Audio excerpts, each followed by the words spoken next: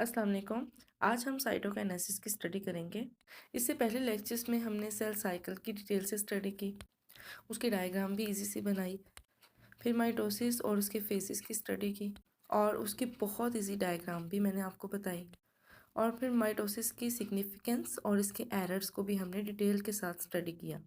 Mitosis जो है उसको कैरियोकाइनेसिस भी हम बोलते हैं। कैरियोकाइनेसिस का मतलब होता है न्यूक्लियस की डिवीजन।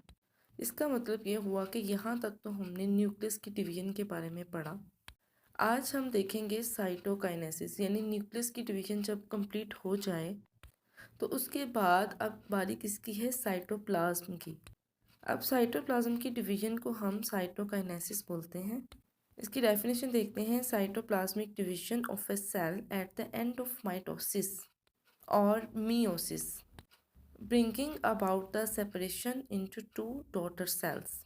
इन इसमें क्या होगा कि सेल का साइटोप्लाज्म जो है वो डिवाइड होगा और हमारे पास टू डॉटर सेल जो है वो बन जाएंगे। हम जानते हैं कि मियोसिस और माइटोसिस का प्रोसेस जो है वो तमाम यूकैरियोटिक सेल्स में होता है। इट्स मीन कि प्लांट और एनिमल दोनों सेल में माइटोसिस और मियोसिस का प्रोसेस होता है। जब मियोसिस और माइटोसिस उसमें होगी तो इट्स मीन के वहाँ पर साइटोकाइनेसिस का प्रोसेस भी होगा। अब इसकी स्टेजेस होती हैं, जिस तरह इनिशिएशन है, कंट्रैक्शन है, मेम्ब्रेन इंसर्शन है और बाद में कंप्लीशन है। ये स्टेजेस आपको आनी चाहिए। अगर प्लांट सेल की बात की जाए तो जब साइटोप्लाज्म डिवाइड होगा तो सेल के बिल्कुल सेंटर में एक सेल प्लेट बन जाएगी, जिसको हम फ्रेगमोप्लास्ट भी बोलते हैं। अब इस फ्रेगमोप्लास्ट की जगह बाद में न्यू सेल वॉल बन जाएगी, जिसके नतीजे में हमारे पास दो न्यू सेल बन जाएंगे। अब ये जो सेल प्लेट है ये बनती कैसे है। हमने पहले पढ़ा था कि सेल के अंदर जो गोल्जी अपरेटस है वो वेसिकल्स रिलीज करता है। ये जो वेसिकल्स है ना, ये सेल के सेंटर में जाना शुरू हो जाएंगे और वहाँ जाकर ये फ्यूज़ कर जाएंगे सारे वेसिकल्स मिलकर। और जब ये वहाँ जाकर इकट्ठे होकर फ्यूज़ करेंगे तो एक प्लेट सी बन जाएगी, जिसे हम सेल प्लेट कह देंगे। या आपको एग्जाम में पूछ सकते हैं कि वेसिकल कहाँ से आते हैं और सेल प्लेट कैसे बनती है और फ्रेगमोप्लास्ट किसे कहते हैं। ये सारे शॉर्ट क्वेश्चन हैं, एमसीक्यू हैं, ये आप लोगों को आने चाहिए। इसके आगे डायग्राम भी हम देखेंगे। प्लांट सेल के बाद अब हम देखेंगे कि साइटोकाइनेसिस एनिमल सेल में कैसे होती है। अब एनिमल सेल में क्या होगा, जैसे ही न्यूक्लियस की डिवीजन यानी कैरियोकाइनेसिस का प्रोसेस कंप्लीट होगा, दूसरे अल्फाज में हम ये भी कह सकते हैं कि जैसे ही माइटोसिस और मियोसिस का प्रोसेस कंप्लीट होगा, अब सेल में एक अचानक से चेंज आएगा। अब चेंज क्या होगा कि वहाँ पर एक क्लीवेज फरो बन जाएगी और ये फरो जो होगी वो तेज़ी से डीप होती चली जाएगी और इसके नतीजे में क्या होगा कि सेल जो है वो दो में कन्वर्ट हो जाएगा।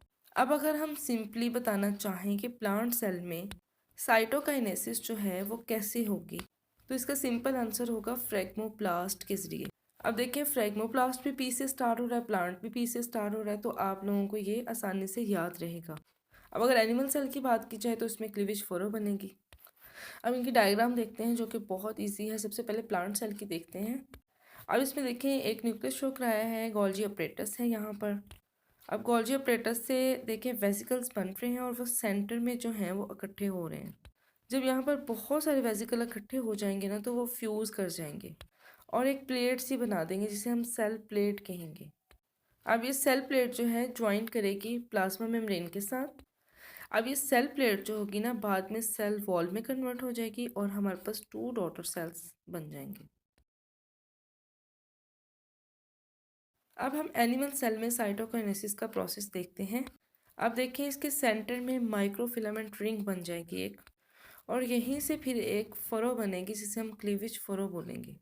और ये फरो जो होगी वो तेज़ी से डीप होती चली जाएगी और जिसके नतीजे में हमारे पास टू सेल्स बन जाएंगे।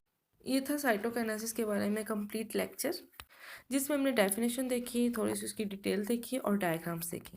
उम्मीद करती हूँ कि आज का लेक्चर भी आप लोगों को समझ आ गया होगा। मैं हर लेक्चर में कोशिश करती हूँ कि आप लोगों के लिए इजी डायग्राम और इसी डेफिनेशंस लेकर आऊँ, ताकि आप लोगों के लिए हर तरह से आसानी हो। वीडियो देखने का शुक्रिया। अगर आप लोग इस चैनल पे न्यू हैं तो इसको सब्सक्राइब कर दें। मिलते हैं अगले लेक्चर में। अपना बहुत सारा ख्याल रखिएगा। अल्लाह हाफिज़।